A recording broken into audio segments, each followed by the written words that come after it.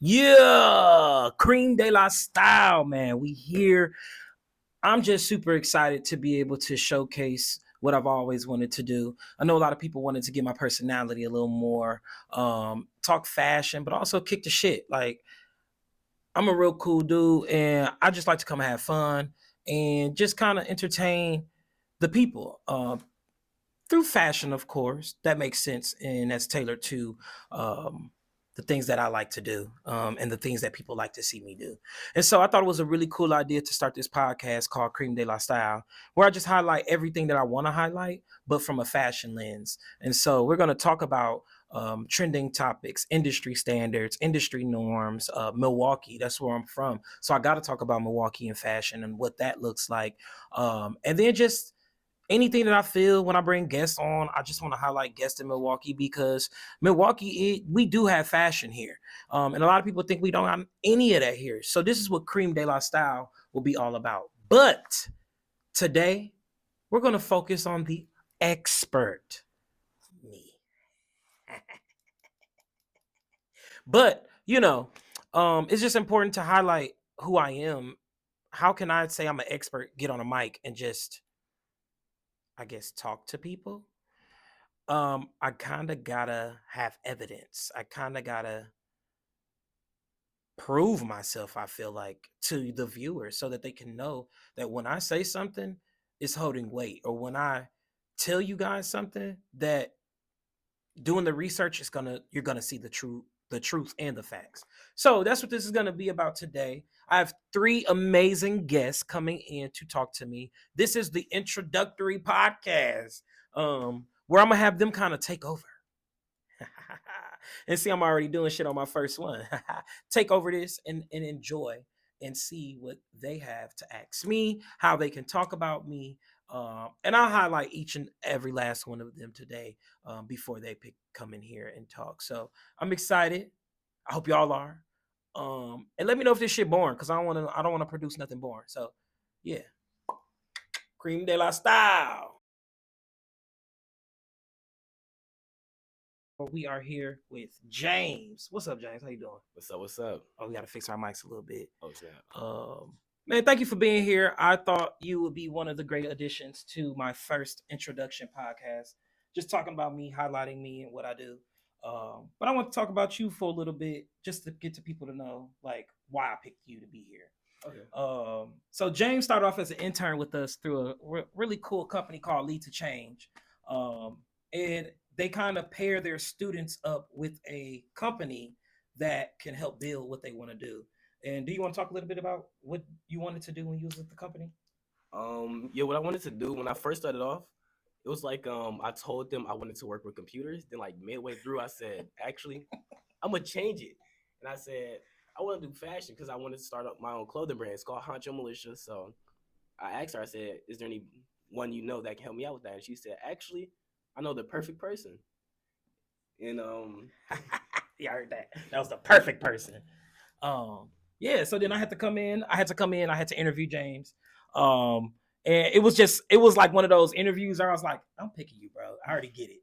But I have to be like super professional, right? Because yeah, fun fact is I did the program when I was young too. And so I know the benefits of it, but it was like super professionalism. Like, you got to know what you're talking about. You got to know how to speak up. You got to know how to take initiative. It was just a lot of pressure they put on you in this interview. And I'm over here in this interview like, dang, this nigga is professional, but I need him to be loose. I need him to loosen up a little bit. But you eventually did. You showed me your brand and stuff. And I was like, yeah, he's going to come here. And now you work here. So the program is done. They stopped paying him. God damn it. yeah. We're going to figure it out. We're figuring it out. But he's doing well. You're here. He's here. The thing about like the program is like I didn't have any. One thing Carlos didn't notice when you're doing interviews is if you don't have anything like shoes. I didn't have dress shoes, and he didn't even notice because I came with a clean cut barrel twist, turtleneck, and then some khaki jeans. What shoes did you wear? You know the Bape shoes, the white and black Bape shoes. Wow. And then I just had to like keep his eyes up so he didn't notice it looked down. Well, he was right in the. You were right. You said that you did sit down pretty fast when you walked in because I think I was like writing something and you just came up and then dang, I didn't even pay attention to that. But you know what's crazy? I wouldn't even trip. I would have been like, he cleaned up well with these babes on his feet. But yeah, you see what that program did, which is not a bad thing. The program is a great program. That's why I feel like I'm able to articulate and explain to people when I do stuff in my career, right?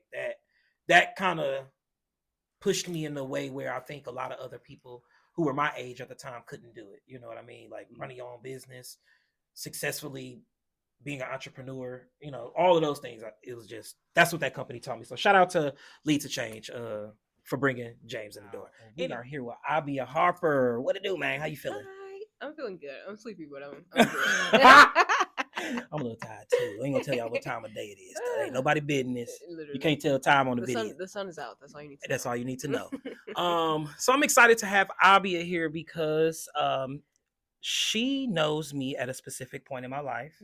I want to say 2016? Yeah, 2016. What a time. It was crazy. Until today. Yes.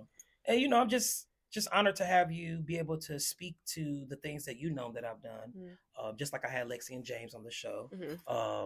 It's just time to kind of, you know, figure out why I'm doing what I'm doing and having people advocate for why I'm doing or how I did what I did. But let's go ahead and get into, tell them who you are and what you do. I'm Abia, as you've heard. I wear a lot of hats. I am the executive assistant at a nonprofit for African American leadership development. I am also a junior project manager at a brand strategist and event planning firm. And now I'm also assuming the role of co-fashion editor at Copywrite Magazine. So many hats. Let's talk about many hats. Like it's a sombrero, it's a fitted cap, it's a scarf. It's a scarf. Like they're different hats. They're not beret, like there's different things. But I think that's dope that you can operate in the nonprofit sector. Is one of them for profit or both of them are nonprofits? One is nonprofit, one's a for-profit. And then working for a creative institution, which we used to be nonprofit here at Copyright, but then now we're for-profit. But it's like, it's something else. Do not quote me on that. Lexi will she'll get on me about that. So, but we are not nonprofit, y'all. I'm here with Lexi S. Brunson, chief and editor, owner of Copyright Magazine, but she's also a mother, an educator, interior designer, a creative, a little bit of everything. I think you wore hella hats. A writer. All right. A poet. All right. List the credentials. I'm just saying, you guys. You did it. You done a lot, and we are here at Copyright Magazine. So without Lexi, there wouldn't be no Creme De La Style podcast because I wouldn't have a place to have the damn podcast at. But we're here. So thank you, Lexi, for being here. Of course. And she's one of the people that I thought would be a great addition to my first introduction podcast because, like, why not? I think you've known me my entire creative career. Yeah, pretty much. Pretty much. You almost like, if I had to be honest, like you almost scouted me. You know, I saw the potential in other creative spectrums that you could, you know, put your spin on, and you did that. So, you know, you had the talent. I just had the vision. No. The what? The vision. Yeah. James, I go by this phrase. I always talk about this phrase. It all starts with a look. I'm just curious to know, when you hear that, what do you think about? What comes to mind for your personal brand or yourself? It all starts with a look.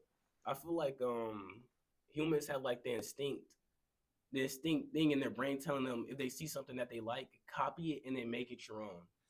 So, I like that. That's a different interpretation. I ain't never even think about that. So my original, that phrase comes from me saying that anything that you do in life always start with the look, which goes with first appearance is everything.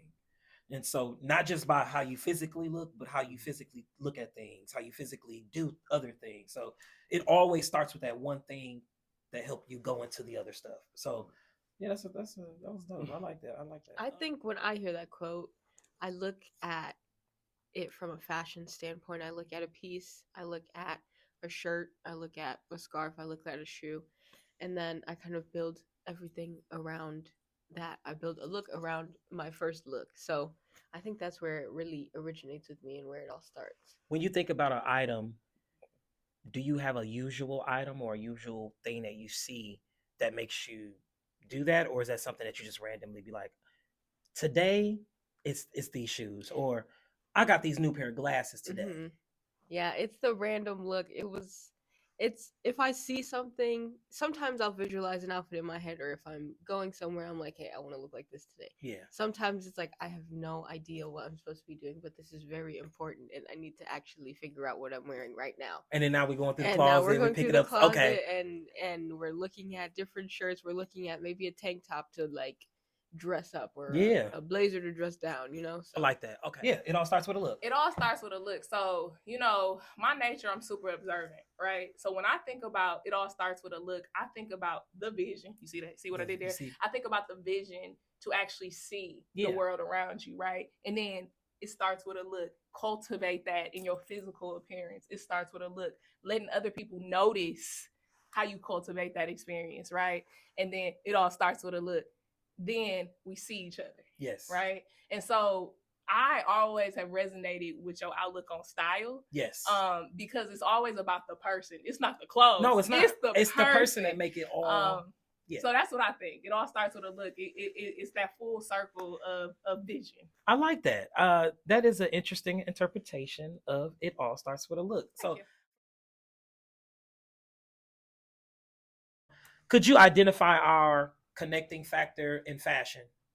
Like, how do our fashions connect? Yeah. Or how, yeah. So like, I truly think that our original connection is fashion. Yeah. But what was that? Or if you could explain that. I feel like your fashion is like broad, and then you like a whole bunch of other things, but like there is a piece of you that like the same things I like, and that brought me to like look at other different type of fashions. Like when I first started, only thing I did look at was streetwear, but going to like shows, I seen fancy fashion. Yeah. I seen old money, vintage, 90s stuff that I would not look at, and I gave you more insight on my fashion. You see that? I'm exposing them to some things, man. That makes me feel good. Okay, yeah, dope. I think I agree with you. When I met you, I could see that you were ready. That's it. Yeah. I felt you was ready. I was like, he ready. He don't know what he ready. He know he ready, but he don't know. Like, I don't think he ready for what I'm about to present to him, but he's ready. So I'm gonna present everything I can. So even like when you first started, I was like, you trying to go to this fashion show? You trying to go to this event? You trying to go to this other show? And even though we went to many shows, you got to see the mediocre. You got to see the trash, but you also got to see some good things too. You got to see how they used a certain business wrong or building wrong. You like, dang, this building was nice, but this show was weak. Yeah. And you got to be a part of processes with me, like creating looks, setting up, breaking down the shows, being there backstage, behind the scenes. And I think that is a great way for us to connect, but also for you when you get ready to push your brand more, you'll be able to know what you want to do behind, when it's behind the scenes, when it's time to showcase. I think you'll have a great idea. I mean, we talked about it before. You were like, I don't know if I'm gonna do the traditional runway style shows, but you have an idea of what you want to do. Yeah. Which I think is dope. Okay. All right. So it wasn't an initial fashion connection, but fashion is in the connection, if that makes sense. So meeting you at Lead to Change in 2016, I was still in high school, and my concentration at Lead to Change was fashion. Yeah. And then I saw you, and I was like, you're always dressing. He's always dressing. I need to be in touch with him in some way. And I was glad getting in trouble for dressing the way I was dressing there, but that's all right. We love Lead to Change. We do. We love Lead to Change. And then I was just like, something needs to happen. Something's gonna happen. I don't know what's gonna happen, but it's gonna happen. Yeah, I remember seeing you. I feel like it was like maybe 3 individuals, and I actually worked with all 3 of y'all. Yeah, different worlds. I love that. But I remember seeing you, and I think you had like I don't know if it was blonde or if it was copper or burnt orange. I remember your hair color, and it was straight. And I remember you wore glasses, and you would wear like the cardigans, and you would have like match the pants with a nice shoe that go with the cardigan. And I just always admire how you dressed in this business casual style, because you had to maintain professionalism at Lead to Change. Exactly. But there was a certain edge you brought to that look. So like dressing, making it urban or making it streetwear is what I felt like you were trying to figure out how to do without getting in trouble, being judged, because at those times, like, we were just, I mean, what, you was like 16? Yeah. Parents and leaders and they were all. Exactly. And I wasn't buying my own clothes yet, so I couldn't. Oh yeah, oh man, I remember that time for myself. Crazy. I'm like, it was crazy. What? So I was like, I gotta work with what I got. But I saw that in you, and I knew, I was like, something is about to change for you, and I don't know what that is. And then here we go now, working together on a whole different world, which I think is super dope. You know, I remember you contacted me. Then it really didn't go through how it was supposed to. But I think he was still trying to figure it out. Like, okay, how am I going to juggle doing that? No, literally. But then they got me doing this, and then I want to do this, but this is what I want to do too. I think just one day I end up moving back because I moved to Vegas, and I ended up moving back. I think you were just like, listen, I'm about to work with him now. It's a wrap. Like, I got to work with him. Before you were known as Carlos the stylist, before you were known as Carlos the editor-in-chief, before you was known as Carlos, because I wasn't, because you weren't, you were Vado. And Vado was this amazing convener in our community, putting together these creative showcases that were before their time. Look and listen. We might got a documentary coming out in the future. I don't know. I don't know. I think it's time. They did one on Freaknik. They could do one on Look and Listen. Look and Listen was a short and simple. So those experiences that you were putting together, those showcases with different musical talent, different vendors, different artists, right? And then people who are lovers of those crafts, right? That's what brought me in your presence, right? So obviously I am a patron of the arts, even while in college, even while exploring whatever the hell copyright was not, right? That's crazy. You were doing those showcases, and you were bringing people in the room who had their own identity. That's key. You were bringing people in the room who had their own identity, crossing different genres, right? And you were always showing up different themes. Yep. There were different themes. Yep. And you were showing up with that aesthetic, and you were asking people to show up in that aesthetic. You would create the spaces in that aesthetic. I remember a house party you threw, 90s. And it was a house party. You know, like house party. Like, it literally said, come to the house party. Wow. Yeah, I know, right? And so all of that, it was like you were doing the thing. I was doing doing the thing. And not to mention, you made music once upon a time. I ain't even gonna do this to you. But again, off the record, you were living the lifestyle. Yeah. So me meeting you in Connection of Fashion was you doing the thing. Yeah. You were living the lifestyle, and you were bringing people into this curated space for lifestyle. And I love that. And, you know, I don't hold no bar. Me and my business associate at the time had a conversation about bringing you in the mix of what we were doing once we piloted Copywrite Magazine. Actual spread, which is, you want to talk a little bit about how it got started? I mean, you ain't got to give them a whole spiel. Carlos, I love the way you tell this story, but I would just say, like, that's what happened. Like, you were doing the thing. It was like you would do this regardless if tapped you. With or without y'all. That's the kind of people who I want on my team. The people who are going to do the work, whether you ask them or not, who live in the life, who about that life, which is why you've been on the team the longest. Started off as 12 years. Started off as fashion contributor, moved into fashion editor, to now become the creative director of the entire publication. Yes, stop playing with that was me. crazy. Stop playing. We're in the building, by the way. I just got to make sure we say that, because this is why I wanted you here, because I knew that you could advocate for all the things that I've done. Oh, yeah. And though I remember all these things, hearing you talk about it just is a nostalgic moment for me to realize my impact and like how much I really did do for people. No, yeah. And not just like do for people, like I did for the community, because I saw a need and I wanted to be a part of this community. So I helped create it. Absolutely. Y'all helped create. It's like we all brought. There is no possible way copyright would be what it is today without your contribution. Yeah. No possible way. No possible way. Y'all hear that? No possible way that copyright I'm would just be what saying. it is today. You have absolutely contributed past what people know that you contribute. And I just feel really honored to be able to see you blossom as a creator. I'm trying. Right? And now you're moving into these different mediated spaces. A podcast, Carlos? What? I know you ain't pitched no podcast, Carlos. And I'm over here telling them, I was just talking to James like, what are we doing? And it was like, we're doing me? Talking to y'all? This is what you're doing. I mean, people want to see more of this. So I get asked this all the time. Like, we need to hear you talk. We need more personality from you. And not just the fashion, but this just kind of shows y'all the diversity in all the things I do. Yeah. I just try to do a little bit of everything because it just was a need. It was just important. Like, I'm grateful that we have Copywrite Magazine now, because when we were coming up, we didn't have avenues like this. Yeah. Obviously, why Copywrite was built. Yeah. But we didn't have this. So we have to fight for all the venues that everybody get access to now. Yeah. We have to fight to be in certain spaces now that the spaces want us to be in now.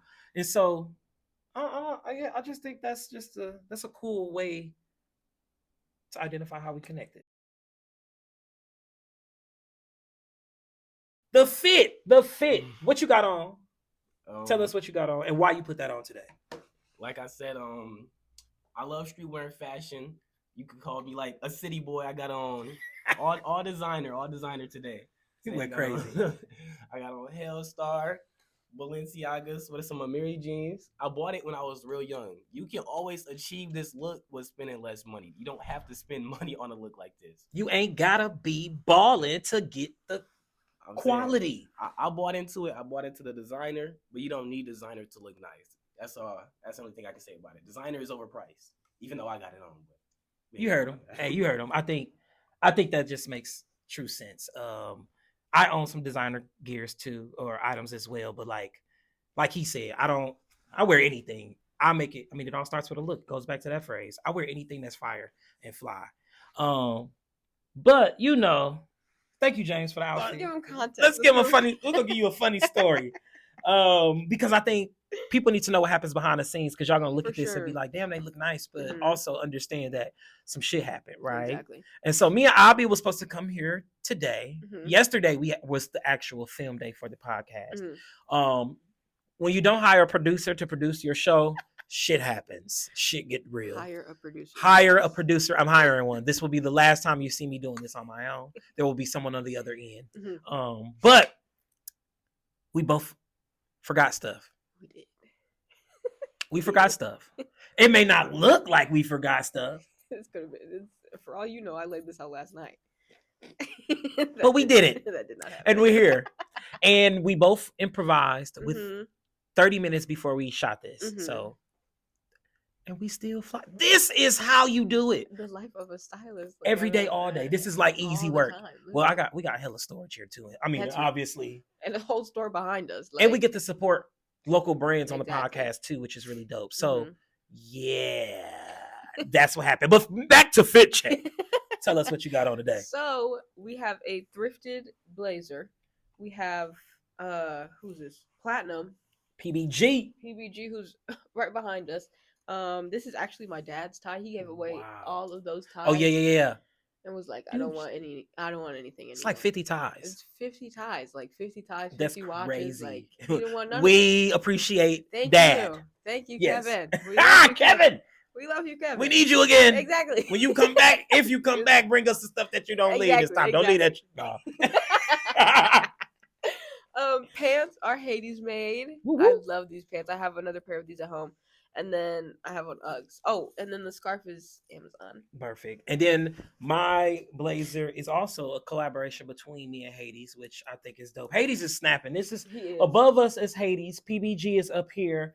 Billionaire is there. And then PBG and Billionaire is here as well. We have other brands in here too, but I just wanted to make sure y'all got to see that. But yeah, okay, fire fit. Okay. So what you got on today, Lexi? Okay, see. I know people be like, "Oh, you be wearing stuff. You be wearing stuff. Where you get that stuff from?" And I'm finna tell you, like, I be everywhere your grandma be. Okay. Everywhere your grandma. I be everywhere your grandma be. Okay.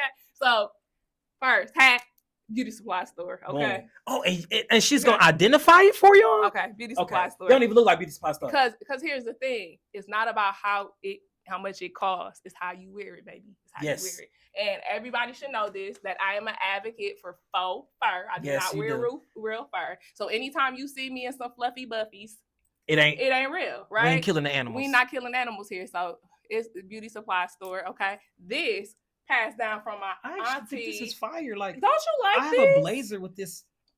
I love fire this. ass I pattern. had this What's for the name of that pattern? years. I forget. I've had this for years, okay? This is like a small herringbone. It's like really, really small though. And then I collect enamel pins. That's what I'm saying. Pins, I know. Yes, right? yes. So yes. again, depending on what I got on, I'll curate a little something right Yeah. now. You know, so I curated some enamel pins for y'all today. You know, we got. Well, I'm the glad you got copyright the pins. introvert. I wish I will zoom in on them. Introvert, right? I am an introvert by nature. Because people don't know. People do not know that what's about funny me. is that I think everyone here is introverted. You got to use extrovertedness as a tool, but like I always tell people, like, people make me itch and stuff, but really, like, I'd rather be, alone in my zone. I'm really observant. I don't have to talk all the time. I love to listen. So my introvertedness, I think, made me a better journalist, because I'm not always you asking me to talk right now, so I'm gonna talk. I got plenty to say. But that's different. But in here. And then you go utility jeans. Like the pants jeans. is fire. They look like they inside out, but you can see them while she's sitting. Inside out she went pocket crazy look with all the short. These is from Akira. Shout out to Akira. Fun fact: I shopped there for me some pants. Yes, Akira got some. I know them. I know, because they be having something like that. So yeah, I love these multi-utility pants. Dress them up, dress them down. Yeah. I really love these, and these been in. Woo! These right here. Listen, these right here. I call these the huggers. Okay, these right here. These See, I pull these out when I'm big stepping. Okay, we big stepping on. I these. like them though, but maybe I'll pan a whole look on you. I know after this, right? But this is So this is look, So this is a come in, be on the podcast. Look, go to a nice little meeting or something. Look, and then still pick up the baby from work. Might right? get to hit the grocery store. I know, for real, right? Because you gotta have the heels you can walk in. Well, right? That's what we.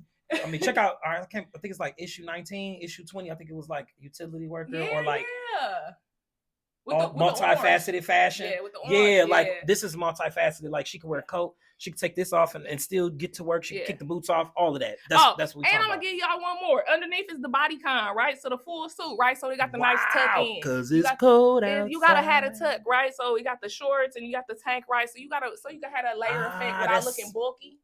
I like that. So I love. And she giving y'all tips. I taught you well. You did. I taught you well. Real. I be watching.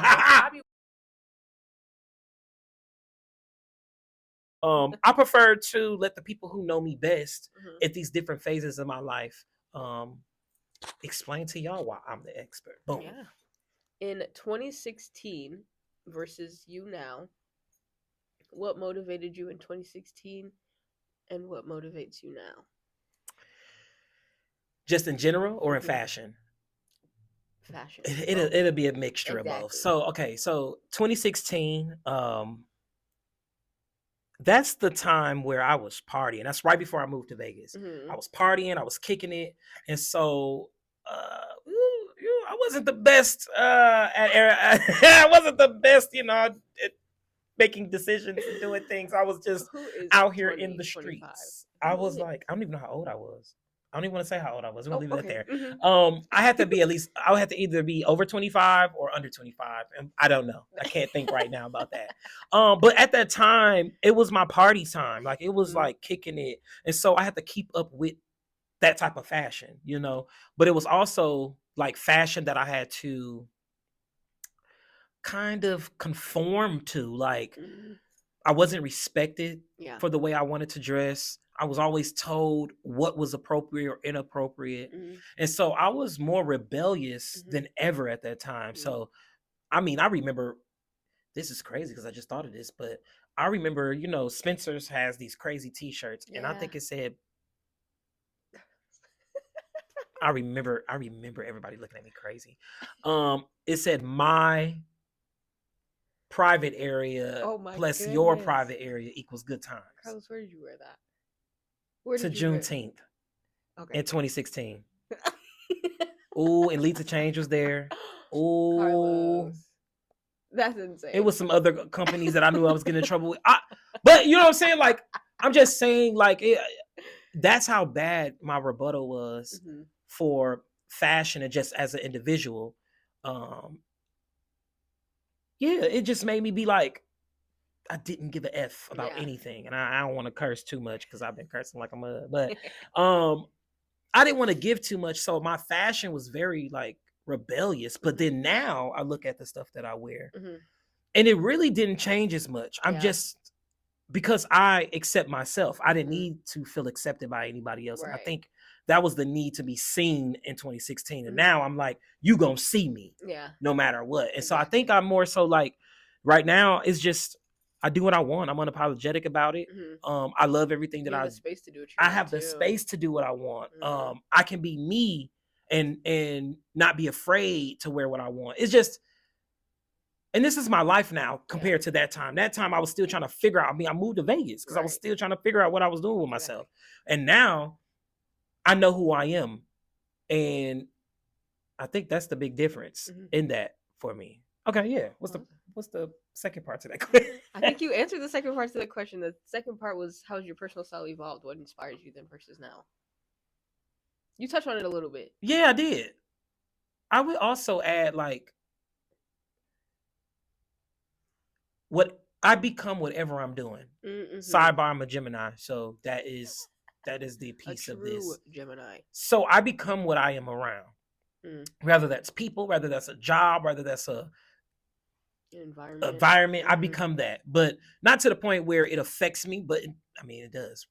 It does affect me. In some ways, yeah. In some ways. So I become that, and so I think that's how my style just evolved over time. Like, I started surrounding myself not with the people that's smoking and drinking. I started being around the people that was making money. Yeah. When you're around people that make money, they carry themselves a little bit different. 100%. So then I start doing that. And then, there's just many things that changed and evolved my fashion. Yeah. So my environment was a big one. I knew that I am a chameleon in a lot of spaces. So I'm like, let me go to the spaces that really make sense for what I want to be and what I want to do. So I think that's what helped my style evolve over time. And I dress like anything. I dress what I want to dress like. Like, exactly. I think I was like Mishka. She had me dressed like a cupcake, a red velvet cape. Mishka is fire. Mishka, you don't know me yet, but I love you. You're fire. Always gonna be fire. She's actually now on our board, on the Milwaukee Fashion Week board. So I just had an epiphany there. Deserved. We're gonna well deserved greatness. But yeah, she had me looking like that, and I was not afraid to. I mean, all of this was out. Yeah. But I wasn't afraid to do it. Check my page, you might see it. But I wasn't afraid to do that, and I didn't feel insecure. I didn't feel like somebody made me do it. Right. I wanted to challenge myself because I know what I want to be, and so Mishka has a very unique brand. But yeah, that's how it evolved over time. Yeah. Carlos. Yes. What is the purpose of starting a style and fashion influence podcast? What are you hoping to do differently than the people who have done it before? So I think personally, fashion is the driven point here. But we ain't gonna always talk about fashion. We're gonna talk about a little bit of everything.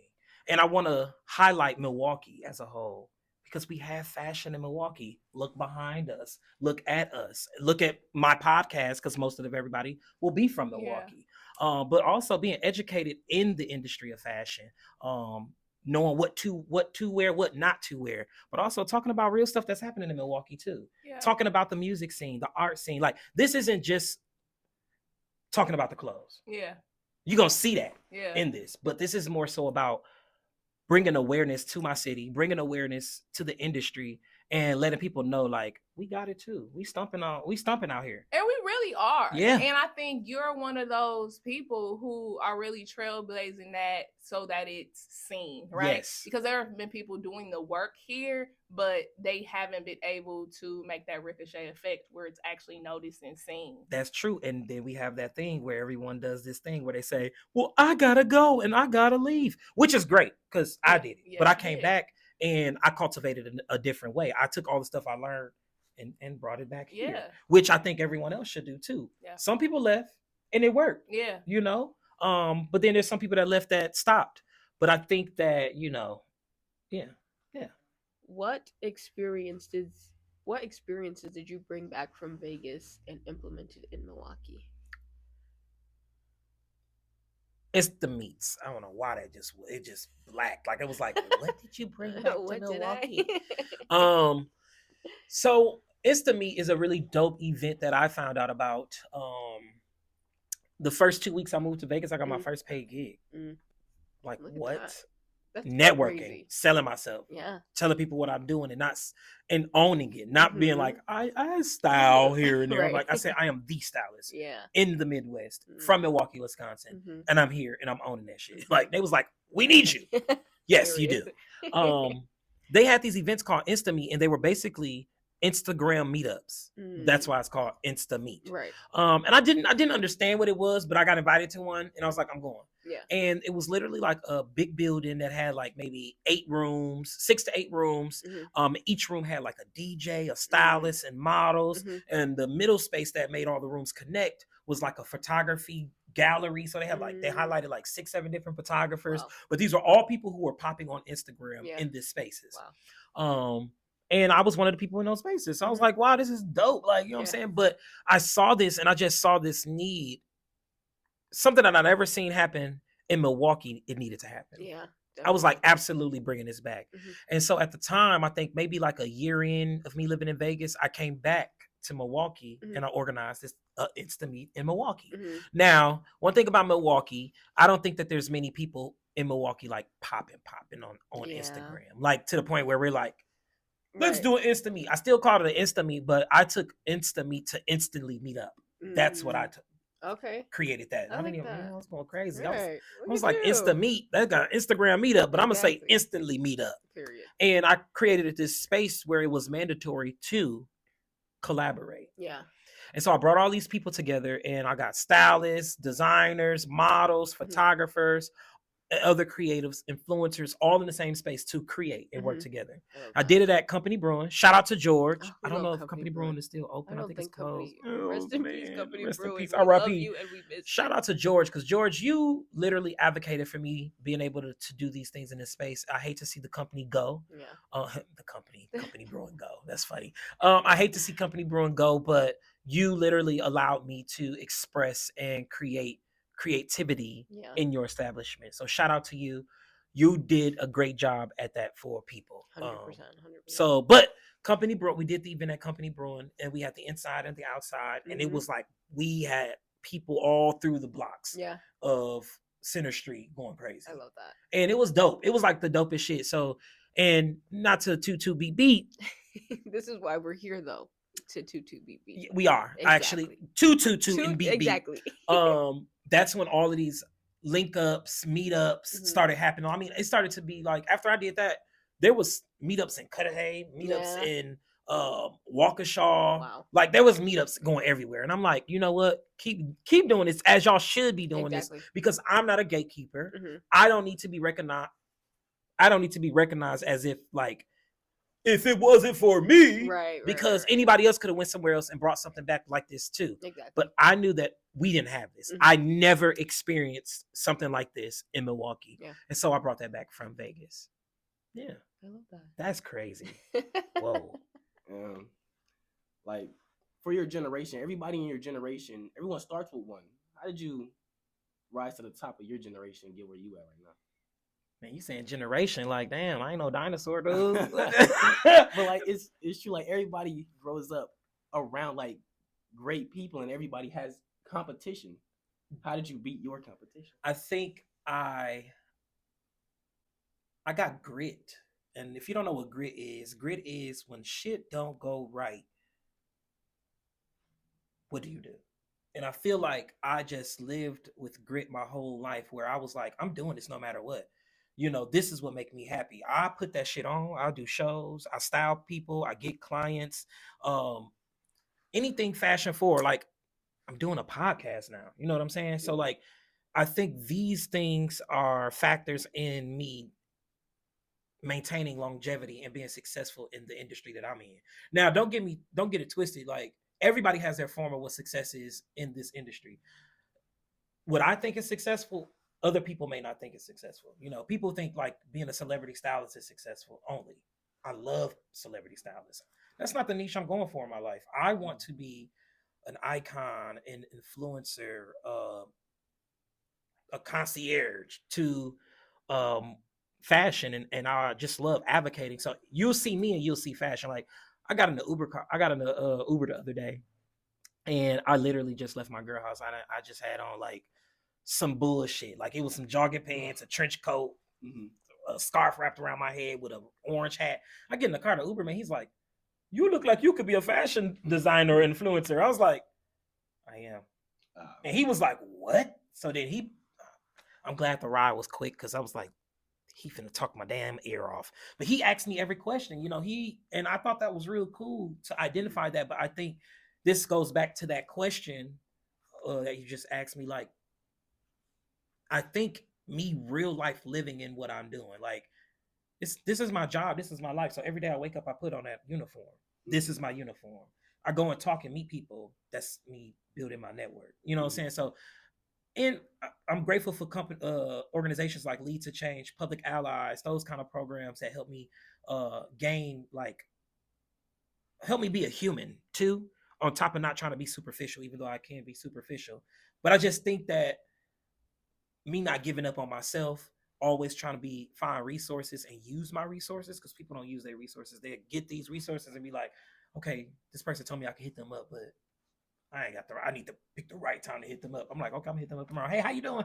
What you doing? You trying to go out for dinner, lunch or something to talk, get some coffee? Like I literally tap in. And I think because I'm tapped in, and I mean, James, I'm around you. You keep me up to date, and other people that I'm around. I have to be around other generations, other different creatives to stay relevant, to maintain awareness in these, fashion and art communities. So I guess. So basically you're like the best at adapting, and then you have people around you that help you adapt more. Wow. You heard him? Yeah, that's the expert in me right there. Yeah. I'm going to surround myself around people that I need to be like, and people I need to understand, because fashion is always, we all know this. You just talked about stuff being recycled. Like fashion always is going. It's always going. So I have to make sure I'm around people so that I could, Okay. I love that. Okay. More cultivating. Okay. More cultivating. Yeah, because it's like more like there's more things that we could be doing too. Yeah. And even though people be like, I hate when we oversaturate, but yeah, it's the same people going to the same shit. It's the same people going to the same We just need more. shit. If we could get more people to be involved in more events, like I don't care if it's oversaturated, even though I'm like, I'm still gonna show up because we don't have shit. Exactly. Here. And I think once like networks and different like sectors of Milwaukee start like coming into the nonprofit sector is coming into the creative sector, I think that's one of the biggest things that I want to see happen next. Because more. There's no intersectionality at all. And it's kind of like we all fighting for the same thing. You just need to make the creators make your ideas look pretty. Exactly. That's literally what the creatives can do. Right. And pay them. Exactly. Because you have the funding for it. And there's more than graphic designers. There's more than photographers. There's more. That's than not those all you two need. You things. actually need more. You actually need more. You actually need a creative director to come in and direct the idea that you really want to see happen, or bring you back to reality. Because some of the nonprofits be asking for some crazy stuff to happen. I'll be like, where's the money? Right. Where's the creativity? Everybody want to be so creative. That's what it is. Everybody's so creative. But no shade to y'all. It's just more so saying like we need more. We need more. There we go. Okay, that's it. I'm done. Okay. Yeah. And I guess other questions like, who is somebody you look up to right now?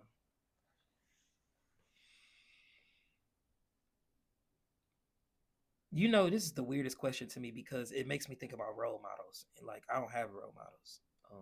I just look at people and be like, they fire, and I need to be better than them.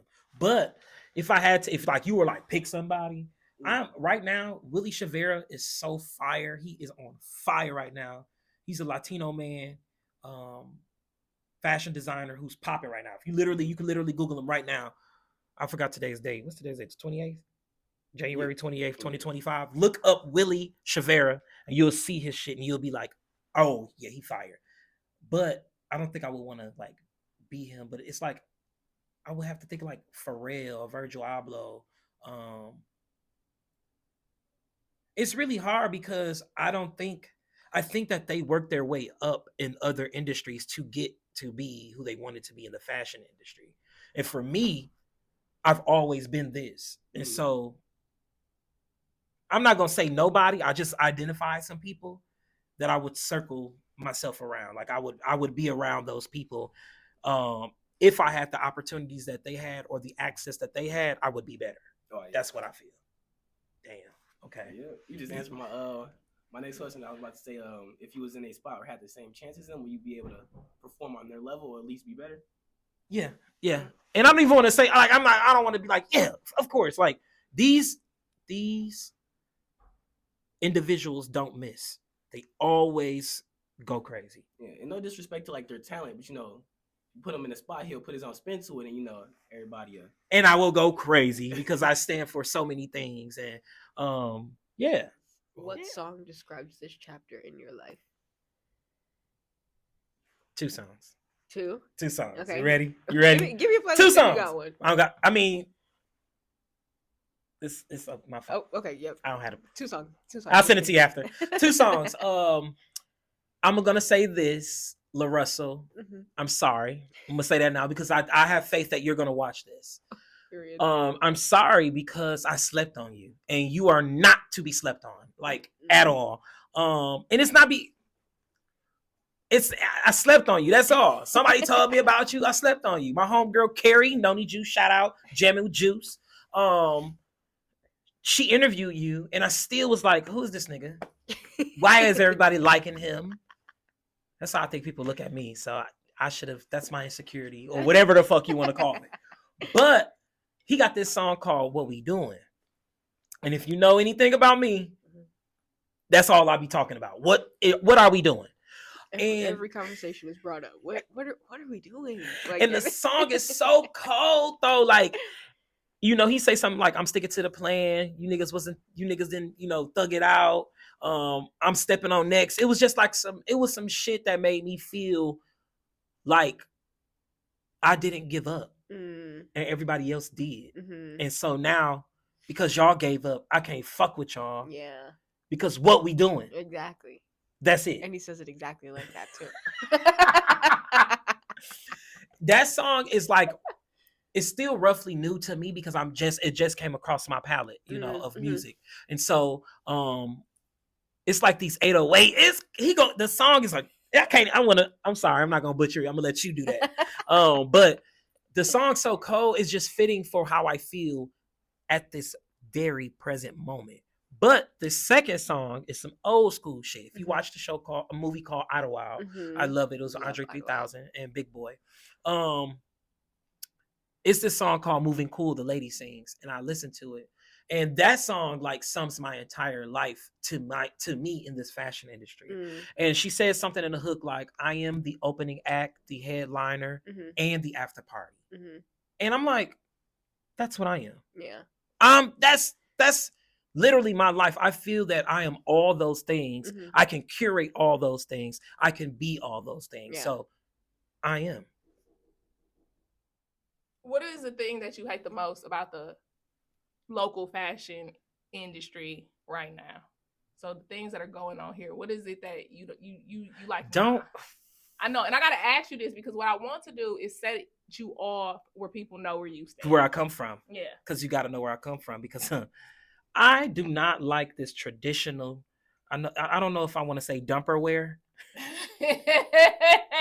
The bougie ghetto girl wear. Like I like it to a certain extent because I wear stuff like that too. Like, I put my set on. Yeah. I wear some Cartier frames, you know what I'm saying, or buffs or whatever y'all want to call them. But it's like, it's just the most simplest shit that everybody wears here, and I think it doesn't give people their own identity in the clothing. So let me just ask you this: do you hate it when people buy off the mannequin? Absolutely. The fuck? I mean, what?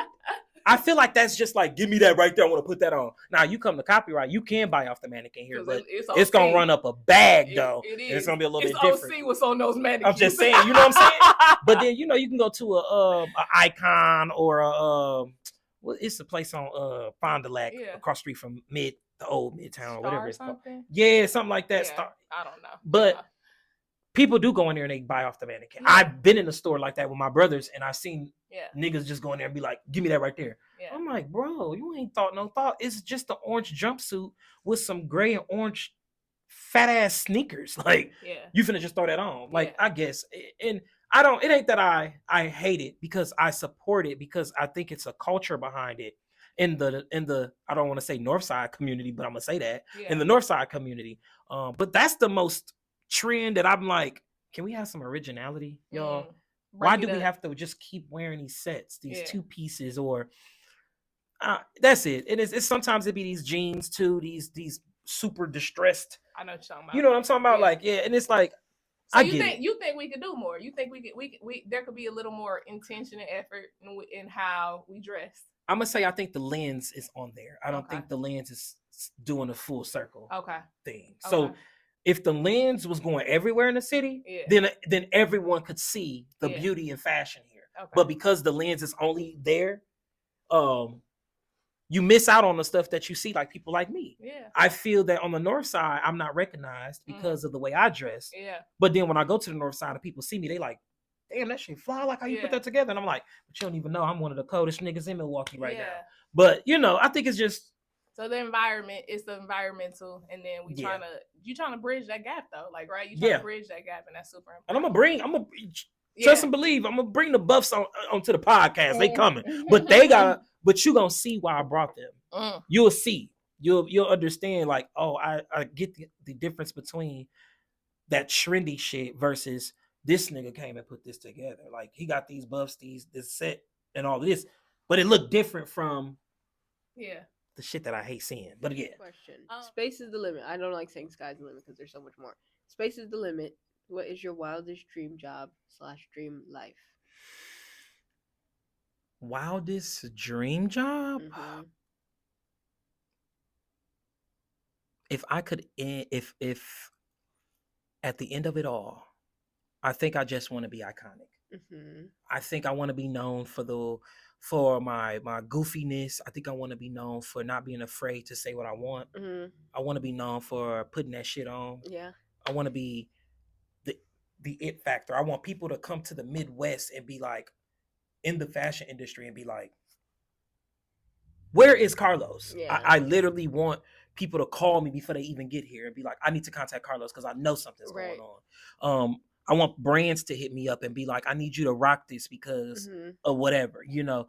And so, and I think just, I'm grateful that I'm authentically me. Mm-hmm. I'm not afraid to let my aura bleed in spaces. Yeah. Even though people don't know how to do that or people can't accept that, but I'm not afraid to let that be what it is. Mm-hmm. So you gonna see me, you gonna hear me. Yeah. And you probably gonna see me before I come in the door. Yeah. So I want to be iconic. And then when it's all said and done, I want to live in Tokyo at 70 years old and not worry about nobody.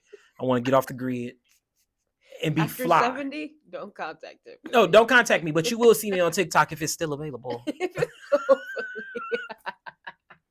I'm trying to post this on TikTok, y'all. Please. If it's still available. Who's in charge? Trump? Like, I don't think it's Trump, y'all. I don't know who it is. Is it like Mr. Beast or something now? Somebody got to get it together. Crazy. I don't have time for this. No, social media is important. What do you want us to not see stuff? No, they're gonna see me. I'm gonna be in Tokyo doing TikToks with all that matters. With other Tokians. No.